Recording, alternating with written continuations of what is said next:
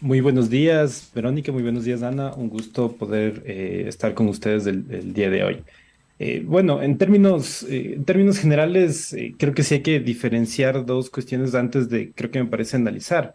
Y es la posibilidad que en régimen ordinario, es decir, sin muerte cruzada, el presidente de la República puede enviar a la Asamblea lo que se conoce como proyectos de ley calificados de urgencia económica. Es Ujú. decir, aquellos en- si se puede decir, leyes que el presidente considera que son de importancia en un momento determinado y de esta manera tienen relación con la política económica del presidente o de la política económica del Estado al cual el presidente está a cargo y de esta manera envía a la Asamblea. Eso por un lado. Y por otro, también me parece importante entender que cuando el presidente decreta, en este caso, la muerte cruzada, es decir, la disolución de la Asamblea, puede presentar proyectos, decretos ley relacionados con una urgencia económica. Y aquí el tema de la urgencia económica quizás puede tener muchas similitudes en estos dos ámbitos. Sin embargo, sí me parece que debería tener una connotación distinta porque en el régimen ordinario con asamblea, el decreto puede pasar por decreto ley si la asamblea no aprueba y eso justamente pasó con la ley de desarrollo económico. Y en cambio, en este régimen quizás se puede decir extraordinario, y creo que es muchas de las cuestiones que se analizó el día de ayer. La urgencia económica ya también pasa en relación a qué hace que el presidente en ese instante determinado, hasta que se instale la nueva asamblea, puede y justifica la razón de enviar un proyecto de ley. Entonces, creo que al menos de esos dos momentos que lo hemos vivido, y creo que este instante nos expresa esa situación, creo que hay que un poco tenerlo claro. Ujú. Felipe, entonces, para tenerlo igual más claro aún, el papel de la Corte es justamente hacer un control previo a los decretos que emite Lazo en este periodo, que sería, digamos, después de la muerte cruzada y que tú lo llamas de extraordinario, ¿no? Entonces, ¿cuál es el mecanismo que la Corte tiene que hacer y cómo define si es que un decreto, digamos, es económicamente urgente o no? Porque finalmente la reforma laboral que se ha anunciado y otras cosas que Lazo, digamos, ha querido ya ingresar en esta lista de decretos en estos meses que tiene de gobierno sin asamblea, pareciera que no son, digamos, económicamente urgentes. Entonces, ¿cuál es el mecanismo que tiene la Corte para analizar que estos decretos son o no en realidad constitucionales, digamos? A ver, ahí la Corte, en virtud de la misma Constitución, en el artículo que regula este tema de la muerte cruzada, establece que si el presidente, en este caso, desea presentar estos decretos leyes, antes de su publicación deben pasar por un control previo de la Corte. Ujú. ¿Y qué implica este control? Es justamente analiza la constitucionalidad previo a que este decreto se emita. Entonces, la Corte, en ese ámbito de análisis, lo que puede revisar es si es que estas disposiciones de estos decretos leyes están en conformidad o no con la Constitución.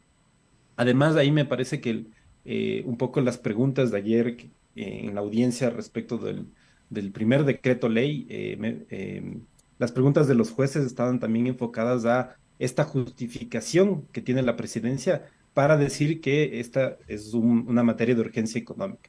¿Por qué razón en este instante es necesario emitir esos proyectos o esos decretos leyes y no esperar hasta que la asamblea nueva se instale?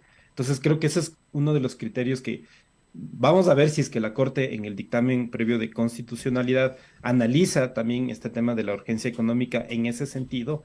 Y por otro lado, ya en el término ya concreto, ver si es que las disposiciones, y en este caso como el análisis de ayer que se realizó, las disposiciones sobre la rebaja de impuestos, del establecimiento del impuesto a estos temas de los pronósticos deportivos, algunas regulaciones sobre el RIMPE, son o no constitucionales.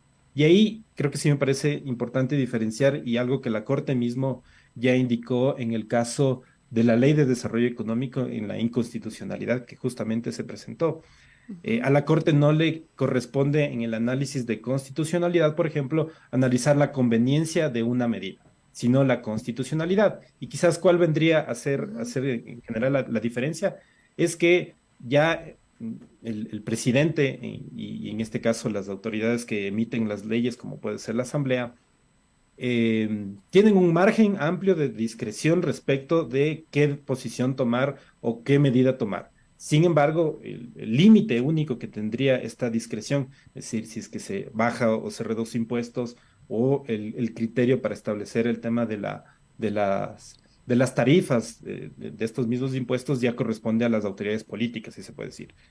Lo único que la Corte entra a analizar es que si es que esas medidas afectan o no los principios constitucionales, y uno de esos Ujú, principios está relacionado con la capacidad contributiva, la progresividad y de alguna manera cómo ujú. eso tiene impacto en el ejercicio de los derechos. Entonces, en términos generales, la Corte podría analizar eso y una, que quizás el ejemplo más claro es lo que realizó justo respecto de esta ley emitida bueno, fue un decreto ley también porque la Asamblea no pudo a la final resolver el proyecto de ley de urgencia económica y en ese caso se presentaron demandas de inconstitucionalidad y la Corte analizó bajo esos criterios y determinó que en ese caso concreto no existió afectación a la Constitución como tal. Mm, ujú. Ahora, justamente, por ejemplo, con todos estos precedentes, porque digamos en el 2021 ya tuvimos, como tú mencionas, estas demandas a la ley tributaria, luego viene la Asamblea, intenta derogar la ley y finalmente Lazo, digamos, no da paso y ahora nuevamente el decreto. Entonces, de pronto, todos estos antecedentes también podrían o deberían ser tomados en consideración por la Corte Constitucional.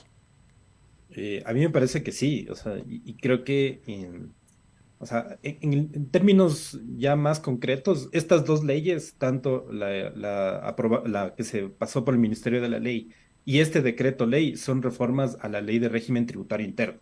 Más allá Ujú, del nombre o el título que se ponga, son normas que reforman la norma general que establece el tema de los impuestos a la renta, al IVA y otro tipo de impuestos ya específicos. ujú. Entonces la Corte justamente va a tener que analizar el decreto ley del presidente a la luz de justamente sus precedentes. Entonces, por ese lado, creo que la Corte no tendría razón para poder apartarse de esos precedentes y ya incluso me animaría a decir, si es que en un caso la Corte analizó que esta subida de impuestos, o sea, en términos ya prácticos, no afectó la constitucionalidad o no fueron inconstitucionales, la rebaja como tal tampoco en sí.